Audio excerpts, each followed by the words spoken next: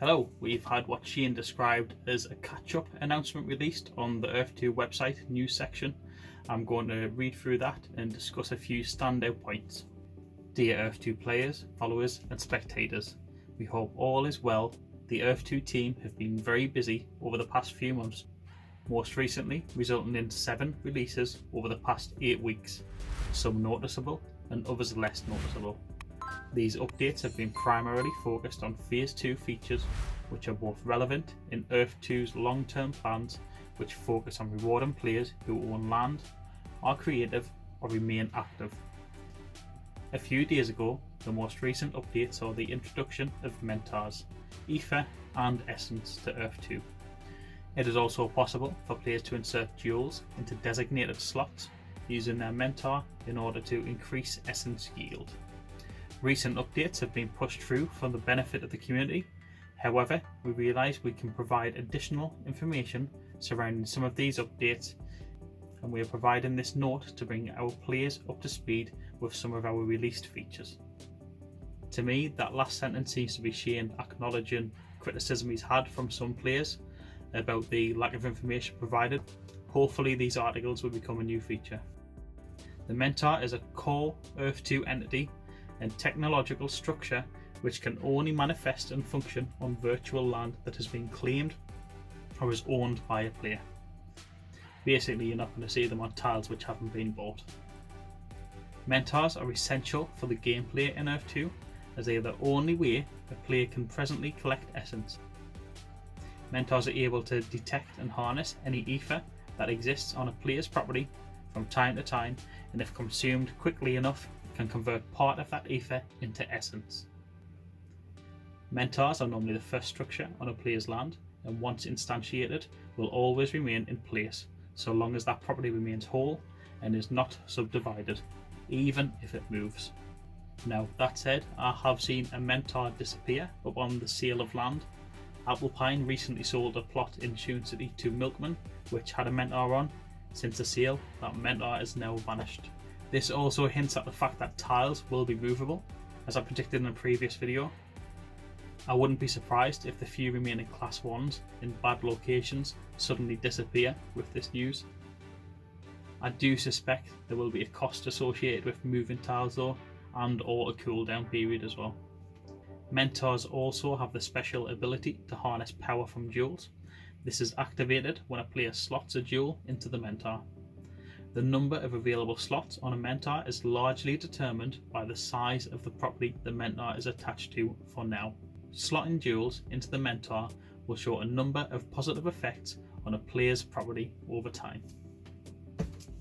E-ther is an unstable, difficult to detect and somewhat mysterious matter that spawns from player-owned properties in Earth 2.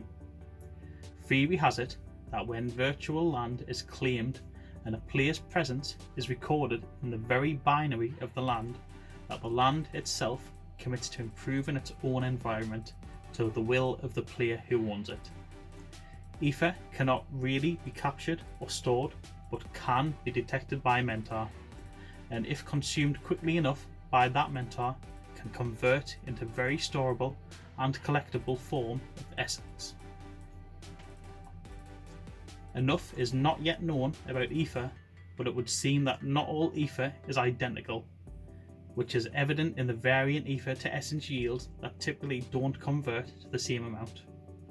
We know that when captured early enough, E-ther always yields some essence, but never more essence than E-ther. Essence. Unlike E-ther, essence can be collected and stored.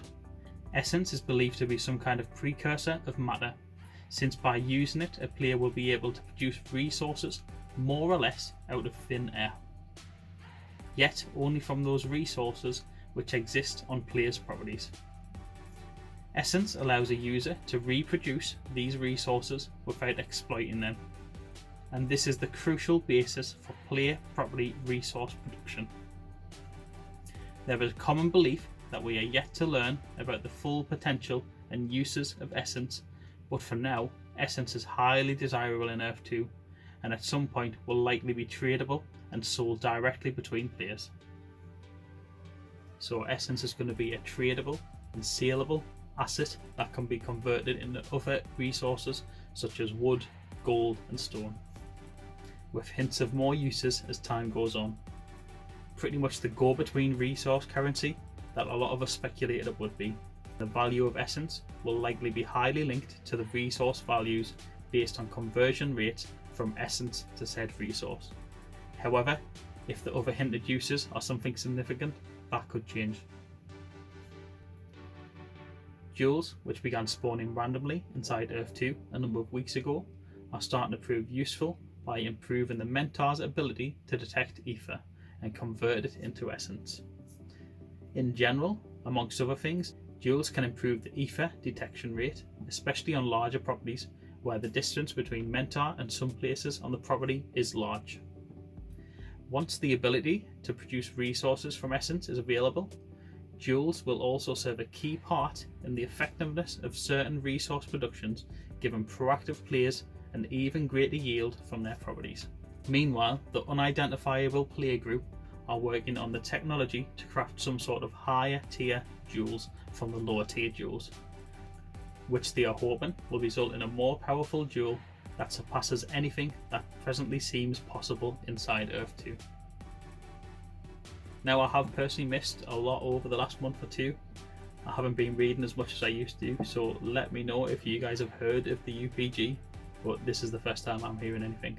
My initial thought going on the name was that this is just a group of test players, but the working on a crafting technology implies a greater role than simply testers.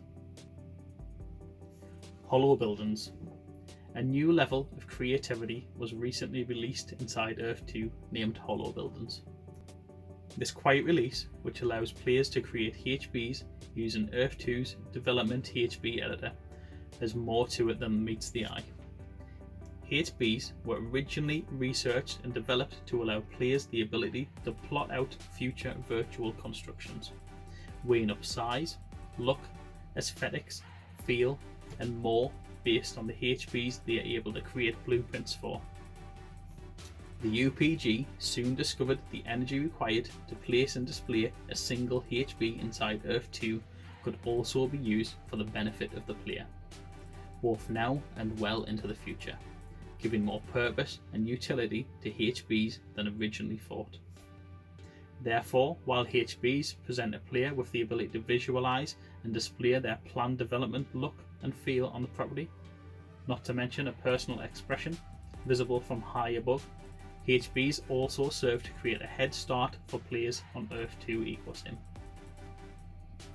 By way of upgrades, a player can utilize the space inside their deployed HBs for resource storage retrospectively, meaning at the point of the HB's deployment and upgrade, the date is timestamped in the Earth 2 timeline and will be referenced for resource generation and storage when such becomes available. HBs could also be used to expedite resource and construction times required inside the EcoSim and contribute towards a volume metric cost of Phase 3 buildings and structures. To me, that sounds a lot like pay-to-win mechanics, but we'll see. It is even possible that HBs could continue to exist inside the triggerable alternative reality that sits inside the futuristic world of Phase 3. As with most any type of creativity inside Earth 2, we strongly believe that user-generated content should be tradable and sellable. So without any doubt, those creative users generating HB blueprints will have a place to trade and sell their blueprints in the future, mutually benefiting the player, Earth 2 and the purchaser simultaneously. Now, that doesn't come as a surprise to me at all. A blueprint marketplace and probably significant incomes for the top blueprint creators. If you have any artistic flair at all, maybe now is the time to start practicing. I've tried and failed, so I'll probably be buying mine. Summary. Our team is working on expanding on the representation of the new features inside our facts section, which will include more how-to guides. If you experience any issues though, our support has been trained to help you, so please reach out. The features released over the past 8 weeks are building the foundations of Phase 2 and what will follow. We now have the first buildings and the first central resources in place. We have the jewels that will begin to play a major role in the player's strategic decision making around where your property's economic development will lie.